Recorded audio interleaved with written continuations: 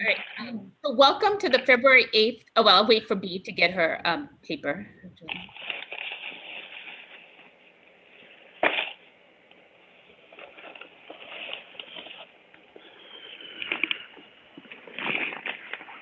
And if anybody who's not speaking, if you can just mute your phone and computer, because I hear background noise.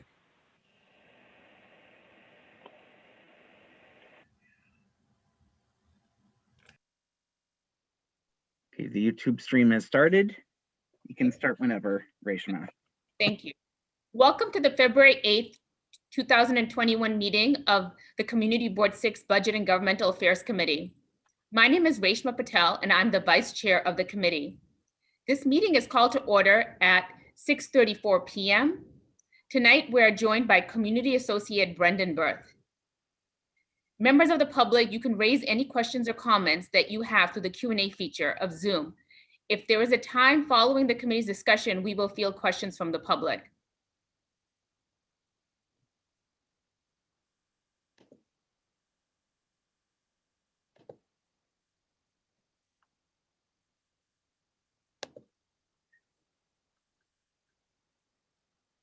Jim Collins has volunteered to take minutes this evening, but he is not well. So B. Disman will substitute for him. Thank you, B. You should have all received several emails from the board office with a link to a doodle sign-up sheet for minutes takers at our committee meetings for 2021.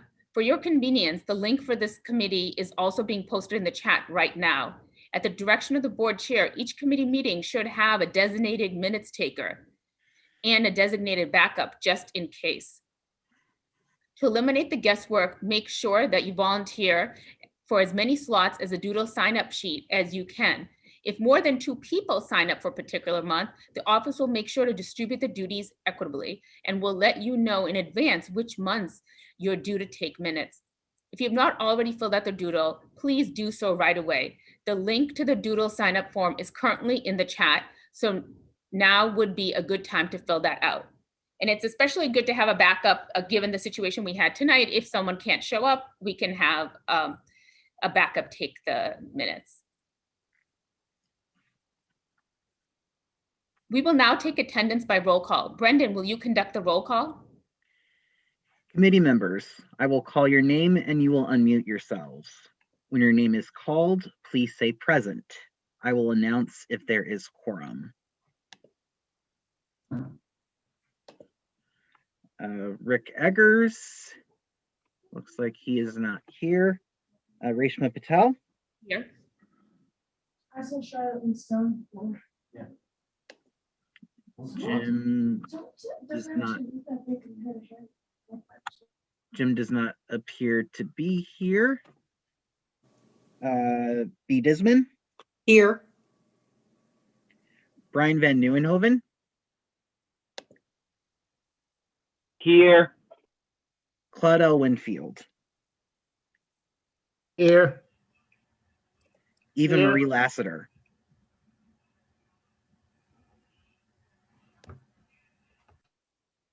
Okay. Do see that Eva Marie is on the call, so she is marked present. It's Eva Lassiter. Can you hear me? Yep. Yep, you're here. I've marked you as here. And Karen Moore. Here. There is quorum. Thank you, Brendan. The agenda for tonight's meeting has been distributed ahead of time by the board office and is reflected on the screen before you. If there are no objections, we will adopt the agenda. Members of the committee, if you object to adopting the agenda, you may raise your hand through Zoom.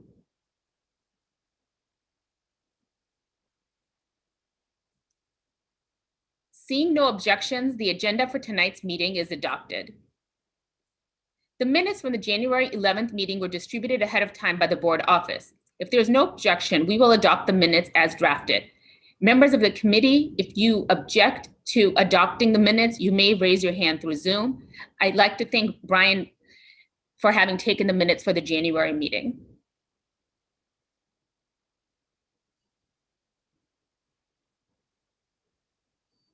Seeing no objections, the minutes from the January 11th meeting are adopted.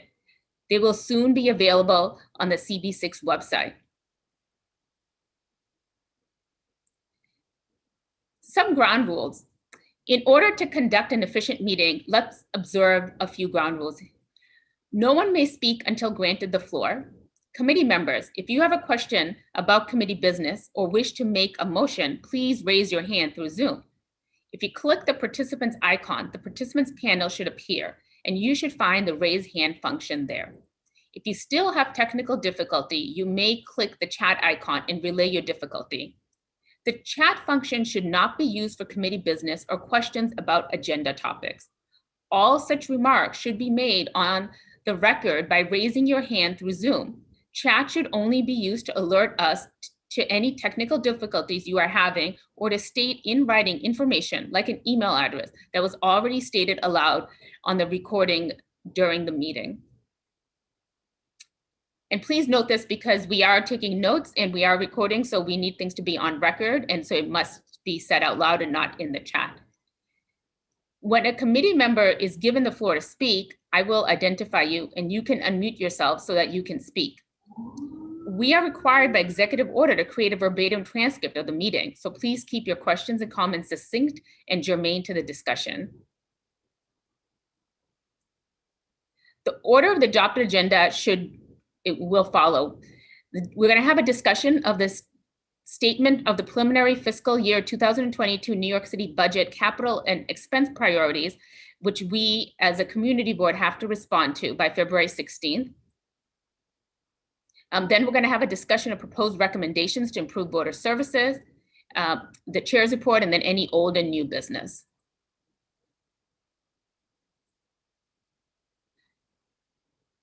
So Brendan, if you could share the Airtable. Sure. Here we go.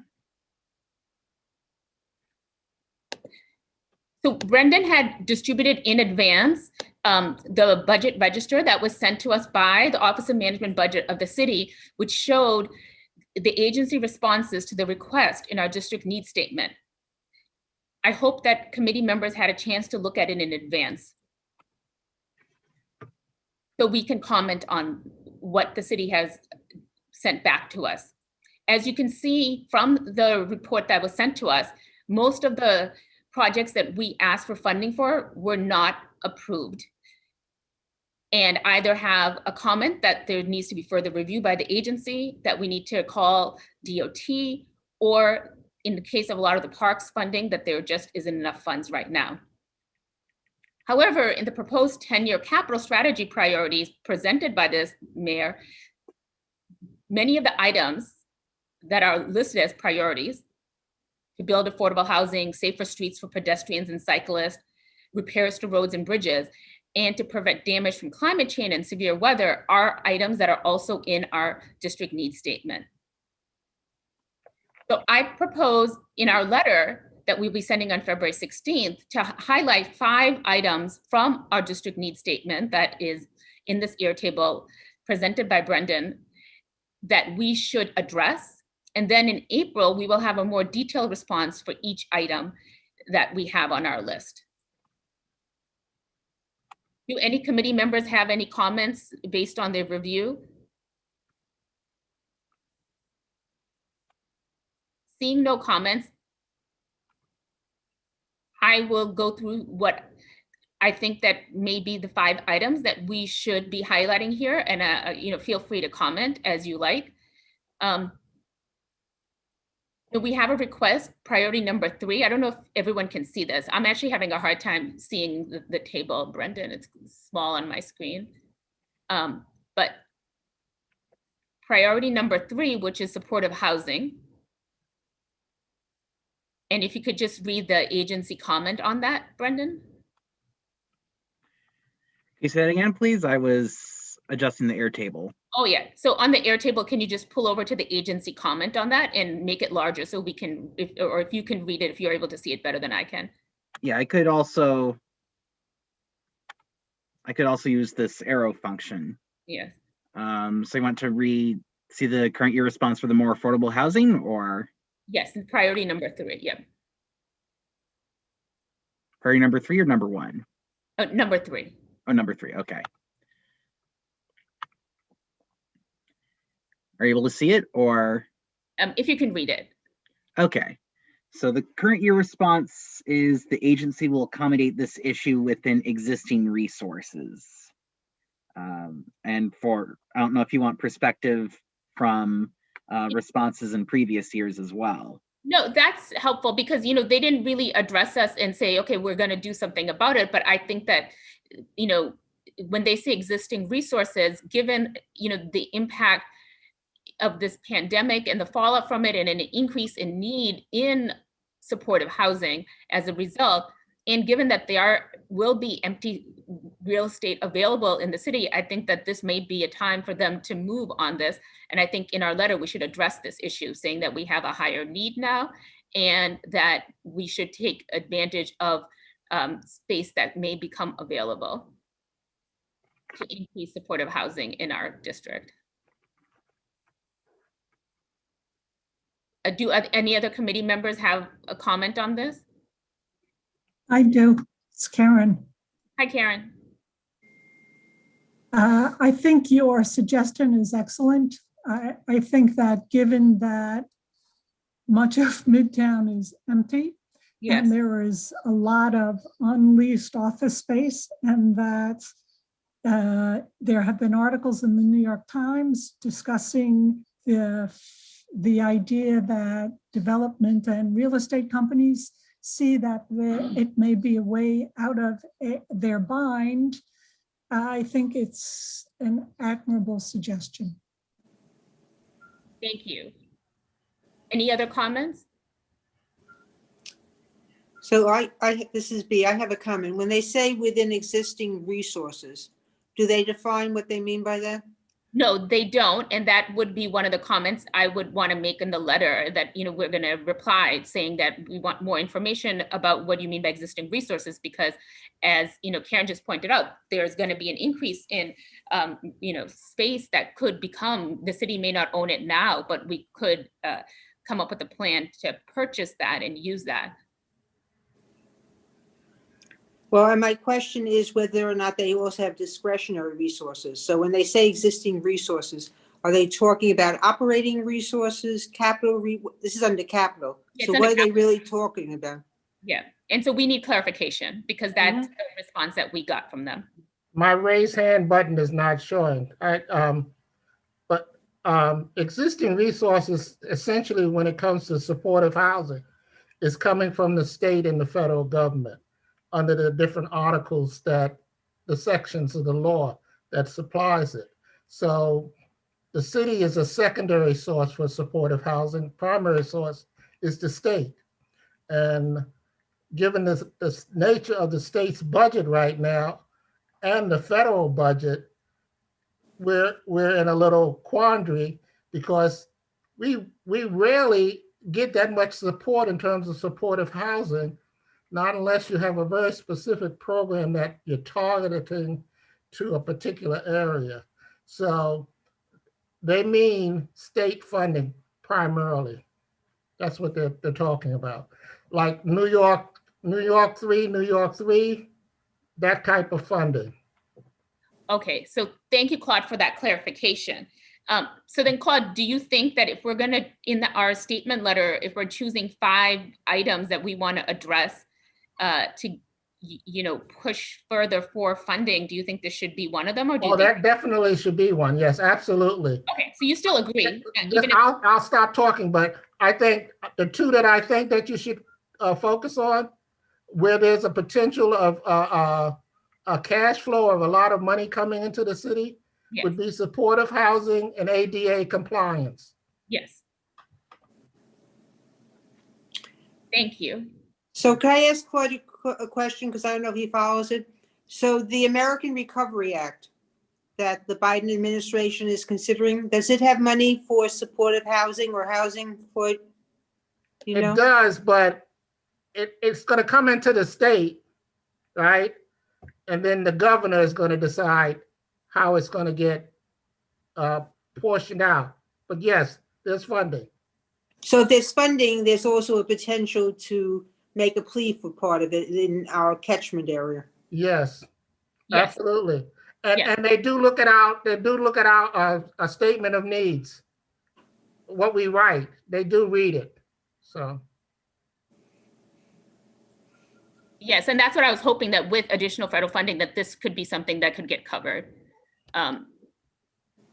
Especially given the increased need we have right now.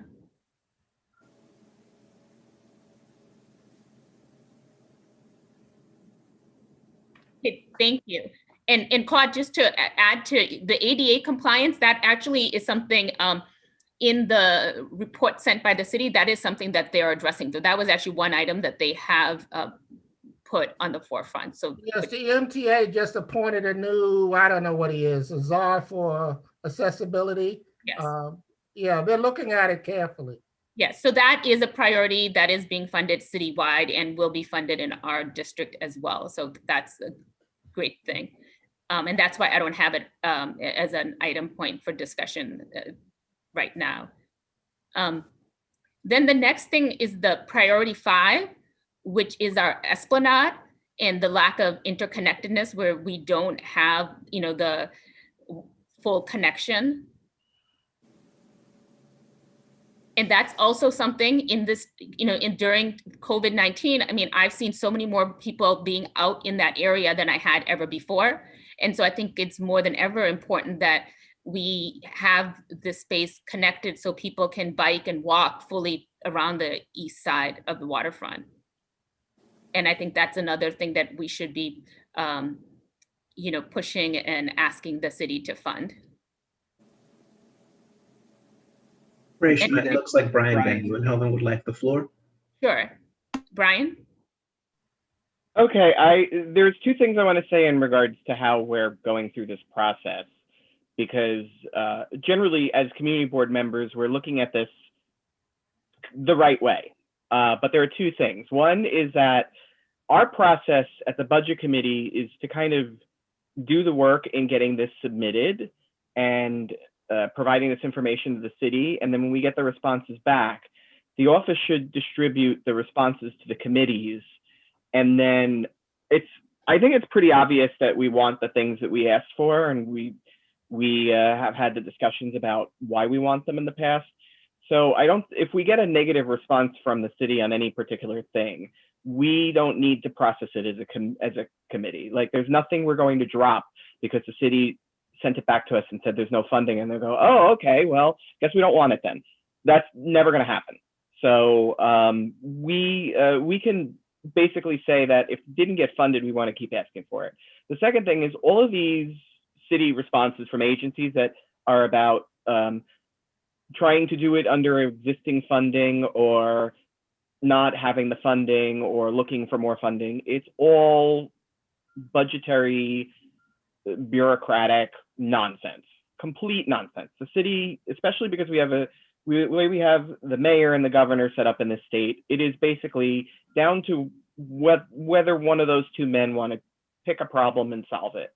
And we don't have to, as a community board, if we can point out to an official that there is a particular grant available that they might not have known about, if we have information, not proprietary, but information that we believe is obscure, then we can always provide that. We really can't do anything to get this stuff funded. There's no action for us to take other than to tell our elected officials, not funding it threatens your career. That's pretty much it. We do that individually. We don't do that as a board. And I just want to make sure that, because Rick and I have talked about this, Pedro and I have talked about this. There's a lot of shorthand with it. It's one of the, in terms of bringing in other people who have not led the committee into this, there seems like we can improve this approach by kind of going at it head on. But I think that there's kind of a shorthand between us leaders that we kind of know what the deal is. We've been on the committee for a long time. We know that the city throws these new and creative responses at us every single year. The police one this year with the traffic agents, which I think was an expense request, we're on Capitol. That's a novel one that we disrespected the police by asking to cut their funding, so they're not giving us traffic agents. But one of the things is that you know, the tone of the responses that they give to us do not indicate that these agencies have tried very hard to get this budget money and that anybody's done anything real uncomfortable to attempt to fund some of these things. And it's also reflected by the fact that these priorities, these specific ones, have been on the whole city's radar for over a decade. And I think that's one of the things we want to try to solve with what we do in this committee, is that, you know, what we're doing is not working. So instead of doing it harder, why don't we try to figure out a new approach on it? But that said, you know, I appreciate if anybody does have kind of an effective head-on thing about this particular item, like that waterfront thing. If there's any way for us to get funding that we know about that we can point out to the city, of course we should do it. I think in a more general sense, we want to try to avoid discussing that in committee because it's not productive. We have much less of a view of this than the agencies do, and we should really hold the agencies responsible for taking care of this stuff. Like basically, when they tell us they couldn't get funding for something, that it meant that either the agency failed or the mayor and council failed. And you know, that doesn't come back onto us. That goes on to them, especially for something like this. Why don't we have an East Side Greenway? Why do we have to justify that we need a wonderful greenway like the way the Hudson River has one? Like, why even think about that? There's no debate. It has to be there. They haven't done it. It's an absolute disgrace that it hasn't been done. I'm not trying to grandstand here, but I definitely think, you know, I appreciate if anybody has any new ideas, but like one of the things is, you know, I really want to get to the good stuff in this committee if we can, and I don't want to run the committee, but you know, I just wanted to point out in my experience from being the chair and from the other people who've been the chair that, you know, that there hasn't been any results from us grinding away at this for a long time. So if anybody has a lot to say about, you know, trying to get on this head on and trying to like find grants or whatnot, it isn't that. The city just needs to like take this stuff seriously, and they haven't, and it's a broader problem. And I think that ultimately might be the crux of where we take our direction in terms of figuring out a strategy of fixing how our budget priorities are addressed. So that's my 2 billion cents on that matter.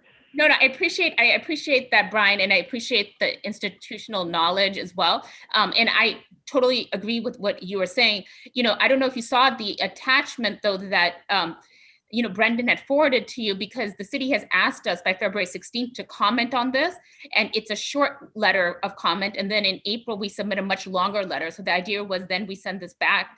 We're going to be working with all the different committees to get their input on it. And yeah, it's all just boilerplate. Like all of this stuff is 10 years plus old. We've been sending these letters forever. Having the office do that work, I'm so grateful that they do that work. I am terrible at writing those letters. I trust Brendan, Cody, and Jesus to write great letters. One thing I will clarify is that like there isn't like a question of whether we need to kind of debate over it. I mean, like I'm not putting a motion forward or anything, but I think we want these things, and I think, you know, we should empower the office to back up all of them. Unless somebody has a specific call out for something on this list that has changed drastically since we formed these priorities in the fall. Yeah, no, it hasn't. So yeah, I mean, if you think that we should go about that way and that's how we've done it, I'm happy to do that. You know, I saw that and I thought that, oh, I need to write this letter, and I wanted to discuss this with the committee on it. But you're correct that this is stuff that has been on there for a while. I mean, we've been wanting the Greenway on the east side for a long time. We've been wanting, you know, the supportive housing, so many other things, but there's 52 items on our list here. And like only 4 of them were addressed. So if, you know, we're about, you know, half hour into this discussion already. So if other committee members feel like we can have the office, you know, really take control of how we address this letter, and we, you know, go on and obviously go through our whole process of putting a district needs statement together later in the year, as we always do, then we don't have to go through line items here right now. Yeah, there's a temptation for us to go through line items. but my experience, one of the ways in which we don't perform effectively as a committee, even when I was running it, was to bring in the whole list of things and discuss everything by line item and take 2 hours. And like, one of the things is that it just led to us doing the same thing year after year, because like I said, these priorities are 10 years old and we don't have to discuss the same priorities at the committee. We don't have to discuss the priorities on the level the committees do. The committees have to discuss the appropriateness. And when we have those debates, I tried somewhat to limit them, because it's not appropriate for us to debate appropriateness. What our job is just kind of submit them and, you know, get them in order. We do a good job of that. I don't want to take a lot of time nitpicking, but like one of the things is that all of this is just sort of like in the flow of everything. Like when we get all these things back where we have responses that say we didn't fund it, then our letter back to them is, well, you need to fund it.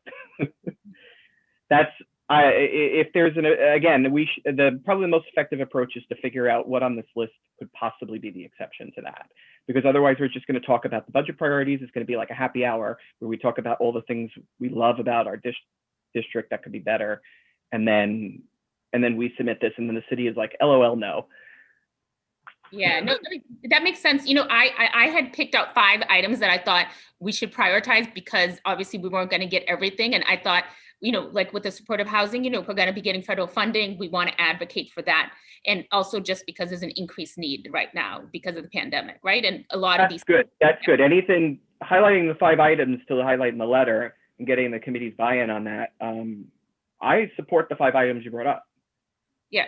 So, you know, so one was, you know, we've talked about 2 of them, right? The supportive housing, the waterfront connectedness.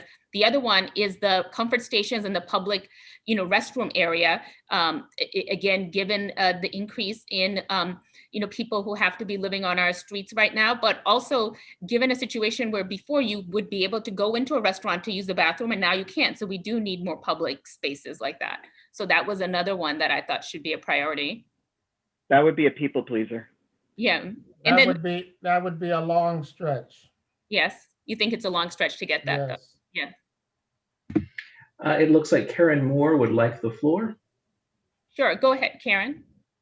I just wanted to say, in partial response to Brian's comments, is yes, if it's operating procedure to pass the letter writing responsibilities over to the board staff, that's great. But I do think that we would need to get a consensus that we as the board, you know, or as the committee members agree on whatever the priority is. So I'm just asking for a mechanism for us, perhaps we're doing it now, but a mechanism for the board, for the committee members to advise this, you know, the board office what we want them to advocate.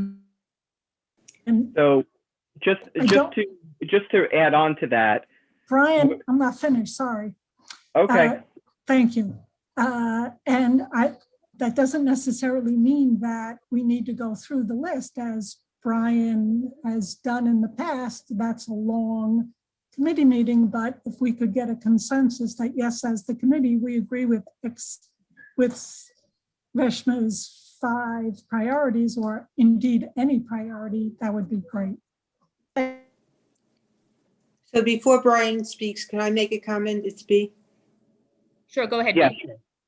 Yeah, so I kind of agree with the fact that these are the priorities of the board, but I also thought a comment that you made about COVID and making some of these priorities more significant adds to the dialogue of what we're talking about, especially when you see something within limited resources or within resources.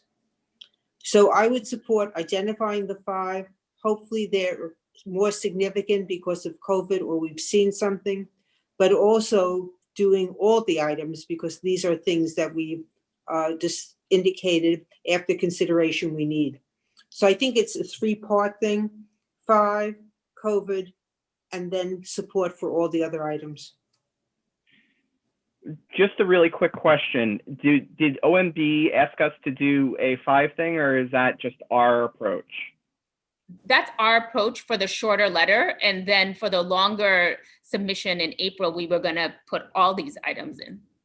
Okay. Yeah, I think I support that idea as a committee member. And also, when I was talking about the office writing the letter, I wasn't saying that in terms of, that's an alternate handling of what we should do. I'm just saying that's exactly what happened under Rick, Pedro, and myself, and then Rick again. So I think winnowing it down and trying to figure out, is this a good way to proceed with these 5 items?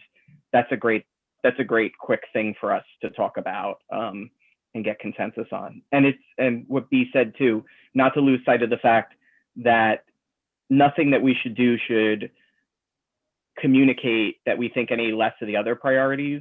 Yes. But I don't think there's a problem with us prioritizing 5 in our quick letter response. Yeah, and in the letter, we were going to say we care about all these, but these are the 5 things. And particularly, as B pointed out, I was looking at from the context of COVID-19 and how that's changed some of the things in our district, right? But to the point, we can also. I don't have to be the one doing the 5, right? I mean, if anyone else had any other items that they think are pertinent, we could discuss these now, or people can take a further look at this and submit it to the office before the 16th, so we can put it in the letter. Because something like the comfort stations, there's, Claude has said that that's going to be really a stretch. So maybe that's not an item that we put in here. I mean, I'm willing to make a motion right now to accept the 5 that you've said in the plan forward. What are the 5? Can you repeat them? Yes, sure. So the supportive housing, the East Side Greenway, the comfort stations, the pinch point between the bike lanes on the Esplanade, again, as you're going down to East River Park, between 12th and 15th Street, it becomes where the Con Edison building is, it becomes really narrow. There's not enough space for people to walk and bike. And we've seen much larger number of people in that area now because of COVID. So which number is that, Rishi? Number 47. Mm-hmm. I think you should check on the pinch point in relation to the East Side Coastal Resiliency Plan, because supposedly that's already incorporated in it. And I don't know if the funding, or I know the design is going forward, but I don't know if the funding is there. So I think you should check that before you go forward with that, because it may already be incorporated as they're moving forward. I think that for the moment, it's one of those things that's part of the SCR that is not like a shovel-ready thing that like DDC is going to do imminently. It's more of a thing where they think they're going to do it after they do the current things, and it's not fully budgeted or planned yet, and it's not going to be done with the East River Park work, but it would be done afterward. And so the question is, if it's right afterward, then we'd be happy, and if it's afterward, like year 2050, then it's not good. So that's I do know that this is a super high priority, especially for the Transportation Committee. So it's another people pleaser. It's something that it makes the board look good for prioritizing this, because it's something most neighbors want, and there's nothing controversial about it. Well, what was I going to say? Oh, there was something I was going to say about this. I'm sorry.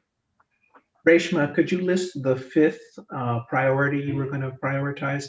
I believe that you only mentioned 4 of them. Yeah. And so priority 44, which is vaccination and testing. We have long lines at Bellevue for testing. The vaccination is a whole different story, right, in terms of the way it's being run. But I haven't seen mobile sites in our district, which I've seen in other areas. And to the extent that people wouldn't have to wait for 2 hours in line, if we had a mobile site every once in a while, that would be helpful. So, that was something I felt that our district had been overlooked for. I don't know if others agree with that or not.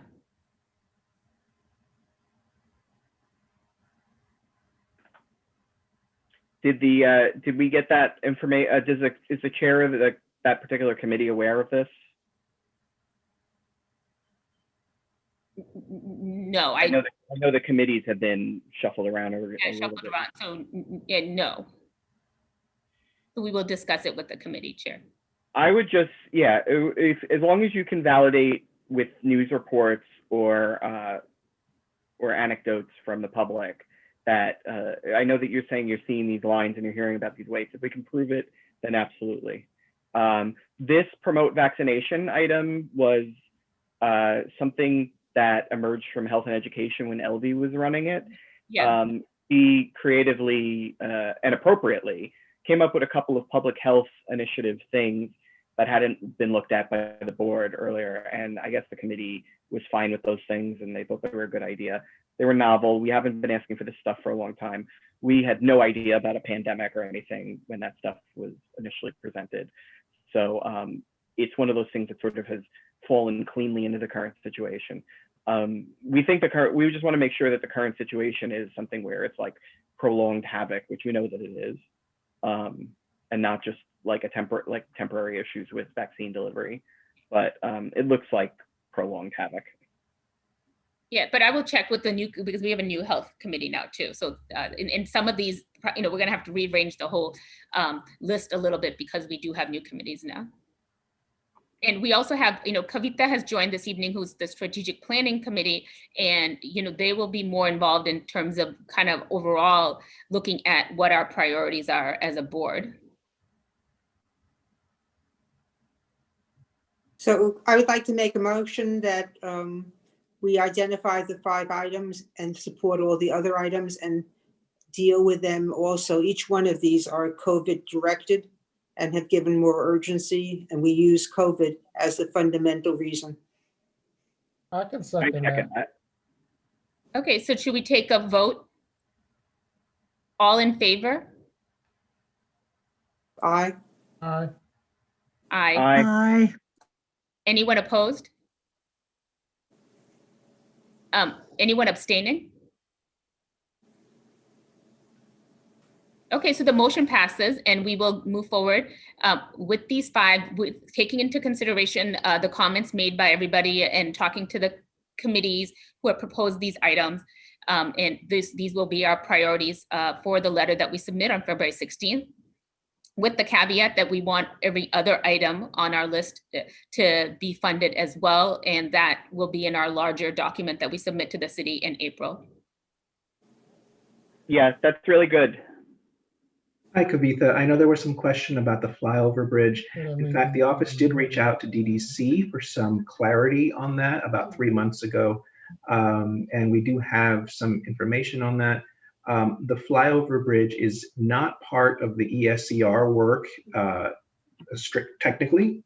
However, the flyover bridge is being treated as a separate project. It has $56 million in capital funding and is currently in the design phase. Now, as far as when they start doing it, I know the board would like it sooner rather than later. The city is trying to figure out how to best complete the flyover bridge as efficiently and quickly as possible. They were not willing to commit themselves on a specific timeline beyond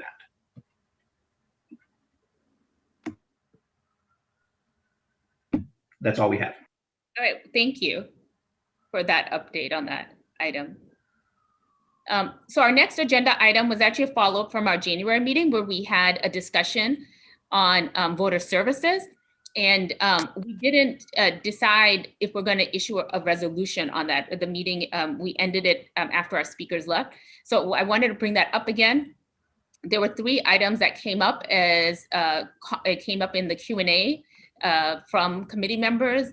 One was, being able to vote anywhere in our district rather than just at your polling site.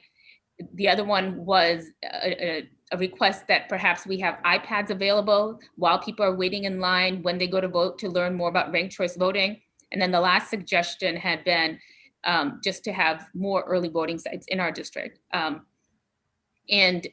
full board, we had further comment from some of the members, and one who said in addition to iPads, perhaps there's like a screen at a poll site that kind of goes through the video on ranked choice voting this year so that people know what they're going to be looking at when they enter the booth to vote.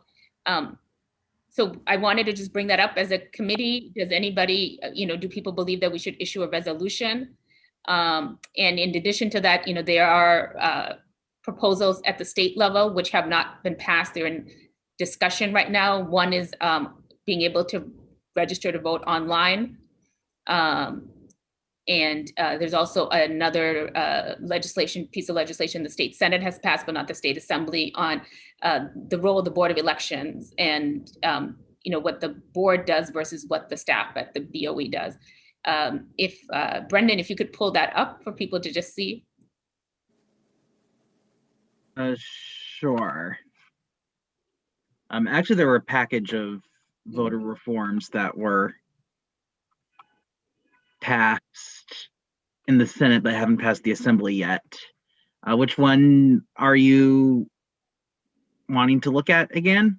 I think the online voter registration is something that's pretty easy that we should be doing and important. So if you have that legislation. Just give me a moment.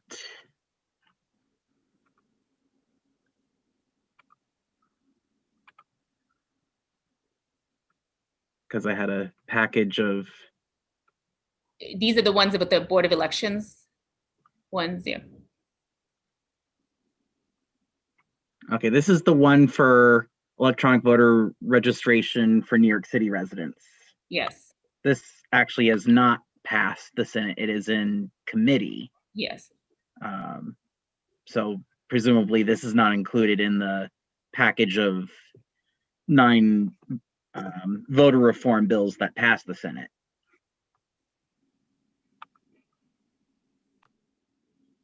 So again, I put it to the committee for discussion. Do we want to put forth a resolution to include one or all of these items as a recommendation to our elected officials?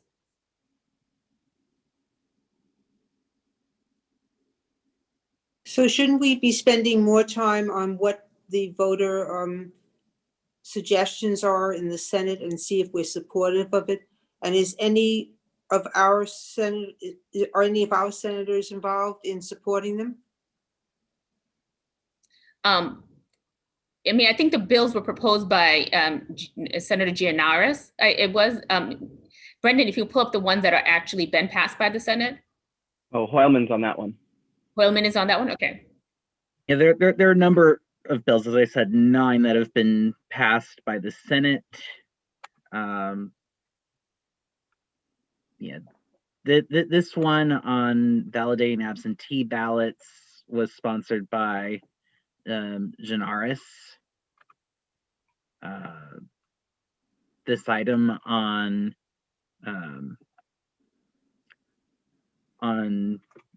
balloting, it's sponsored by Eleanor Myrie. This bill on absentee ballot drop-off locations is sponsored by Hoylman. This bill on absentee ballot tracking is sponsored by Leroy Comey. Or is it Comey or Comrie?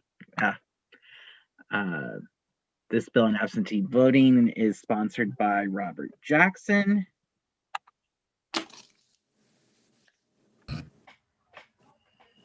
Here's another bill sponsored by Gianaris, also on absentee ballots.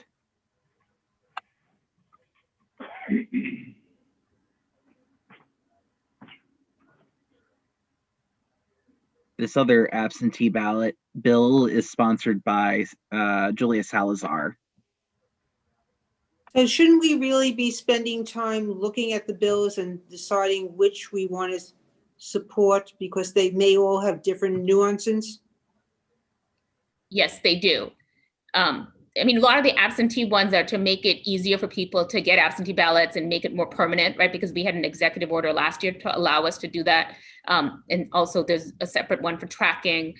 The one that Senator Hoylman has proposed is to have drop-off boxes to actually put your absentee ballots. So we can, these legislations, this was not sent to the committee in advance. If you want, we can send it around. People can take a look at that And then we can, at our next meeting, decide on a resolution. And perhaps by that time, it also goes through the state assembly. I was more wanting to follow up on the discussion we had in January, but none of those things are actually been proposed at the state assembly or state senate level right now. Yeah, I would recommend we circulate this and we have a chance to look at it and then do a composite. Sure, I'm good with that. Do other committee members feel the same? My feeling is that one way we could kind of get a jump on this is to pick a few of the clear ones out right now, do a motion to endorse those tonight, and circulate the remainder for review and discussion next month. I think a couple of these, like the Dropbox one and the one that involves the counting of the absentee ballots, are ones that we should endorse ASAP. But I don't feel super strongly that we can't wait for this whole bundle next month. They're probably not going to take action on these between now and next second Monday of I think you need to take a closer look at each one of those legislations because they vary. And if you take a quick look at the summary of each one, you will see that there are things that may hamper them being passed. And what you might want to do is see where a particular legislation is being supported in both houses of the legislature, where they are matching bills. They're most likely to go through that whole process.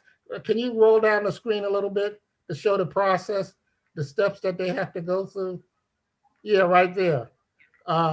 Where you have matching bills and you have matching legislators in the Senate and the Assembly, and the bills are almost matching, it's more likely to go through quicker or be more relevant. Some cases, they won't get from one house to the other. So you got to take a closer look at each one of these pieces of legislation and decide on which one you want to support. But you need to take a closer look at it.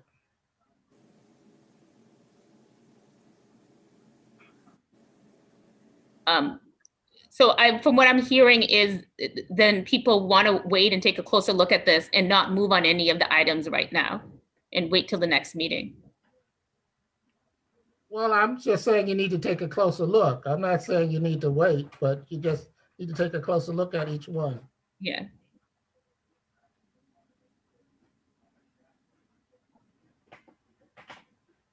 You guys are finished? I would actually recommend that we bring it up at the next one and we be prepared to discuss which, I agree with Claude.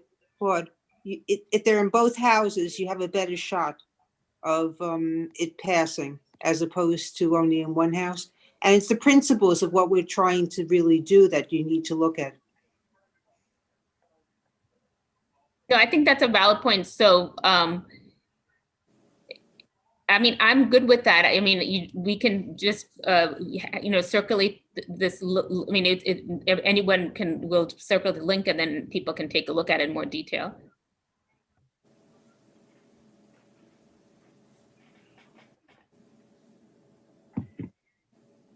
And Brian, are you okay with that? Yeah, that seems fine. I think that there's a lot to unpack here. So if there's any confusion about any of these initiatives, I think we have time to wait. We're not in a situation where one of these is going to fail to pass a vote and they're actively lobbying for it. And as a matter of fact, I think in concept, all of the bills, even though there's competing bills in some cases, they're all slam dunks. These are things that we desperately need to improve for the most part, but we'll take the month to review it and be complete about it. Yeah, no, I agree with that too, that these are all much needed, so.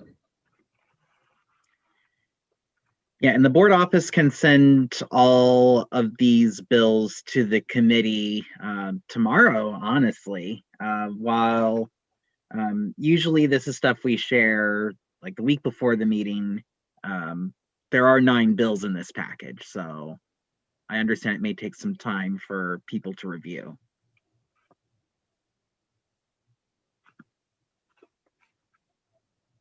And then when we come back to it next month, I guess we'll just pick over each bill. We'll have like a minute or two to offer the committee any debate, and then we'll just do a yes, no vote on whether that goes into the reso, and then we'll have a total official vote on the reso itself. That includes all the bills that we're supporting. Does that seem like the way to go forward? Yes, I think so. I mean, my only, the only other thing that I wanted to just, bring up is from our meeting last month when we had, 3 people come speak. None of those items are in any of these legislation right now. And do we as a committee want to put that forth in the resolution as well, or in a separate resolution? My suggestion, humbly, just make a motion to do a reso on it right now, and then we'll debate. Okay. So procedurally, can the committee, the person who's chairing the committee, make the motion to do a reso, or does someone else have to do that?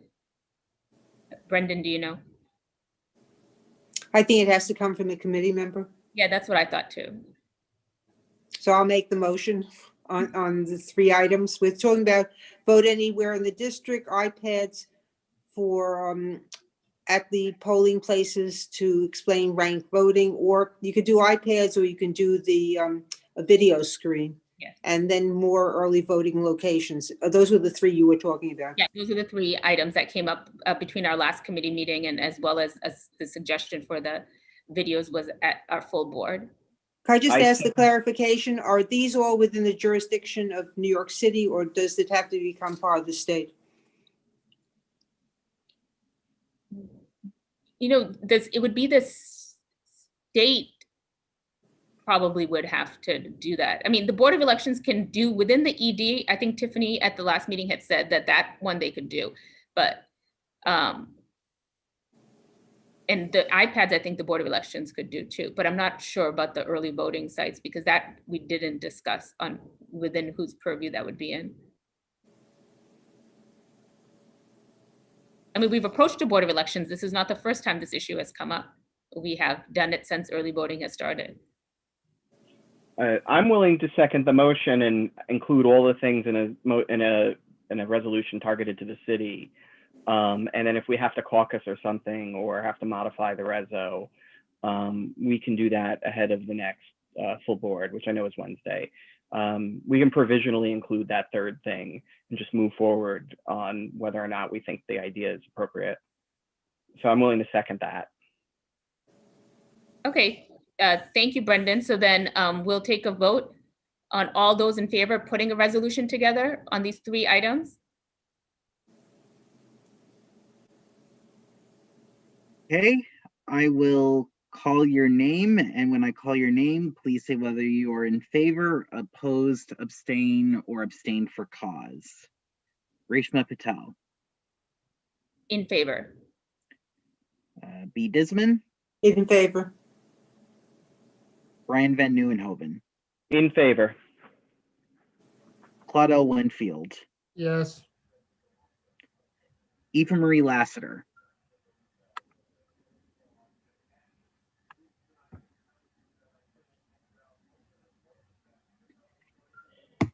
Did. Eva Marie Lassiter.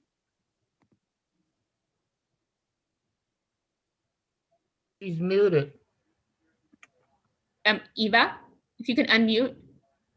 I've asked to unmute. Okay. I will ask her again in a moment. Karen Moore. In favor.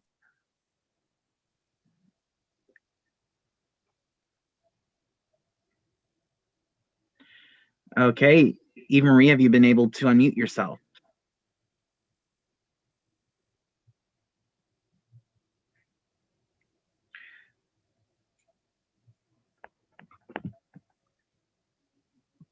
Reshma, can I ask a question while you're waiting? Sure. Who are you directing the resolution to? Is it to the city council? Yeah, it's just, well, to our electeds, but also the Board of Elections, and we're going to clarify that this is all within the purview of the Board of Elections. That was similar to my question, like, because when you guys draft these resos, we have to send them to either agencies or electeds and things like that. And given that full board is on Wednesday, are you guys going to be able to turn around this resolution like tomorrow? Or if this is not pressing, maybe you guys take some time to write it and it just goes to the next month's full board. That might be a less pressured way of accomplishing it. But I don't know how pressing it is. If it's pressing, then you guys will try to get it for Wednesday. But if it's not, maybe March is full board.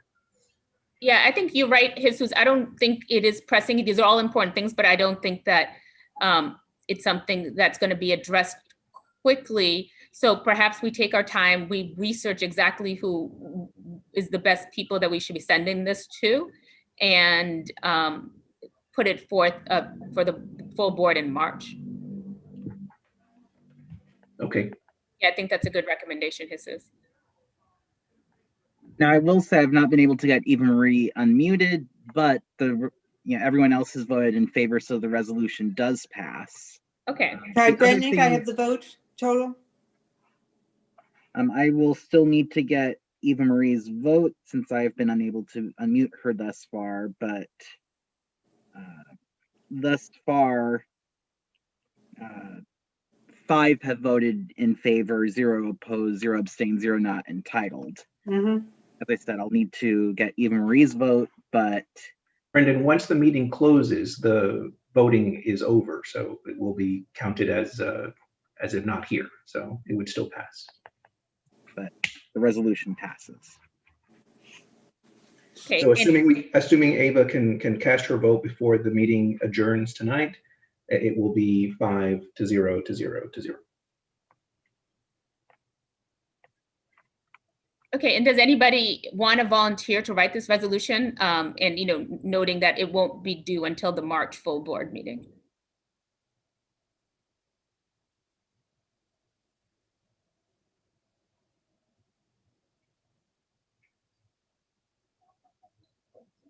Ooh, the quietness. Seeing that I've been a pain in the butt and I need to repay it in karma, and since targeting the March meeting shouldn't be a problem, I'll help you with that. I'll do the reso and just we'll email and I'll catch up with the actual verbiage of the resolve part. Yes, and I will do I will check back on exactly who each of these pieces we need to address to really who's in charge of those pieces. So okay, just Brendan, please email me tomorrow and remind me that I agreed to this. Yep, I will do that. And also remind you that it is for March full board, so it's not, it needs to be done, but it's not as pressing as if we had to do it for Wednesday's full board. And it being for March, you guys could conceivably look at it again as a committee before March's full board, because your next meeting happens before March's full board. yes. So ideally, the reso would be in a good, almost final form by your next meeting. Okay, so those are our 2 agenda items. I don't have a chair's report. Any old or new business?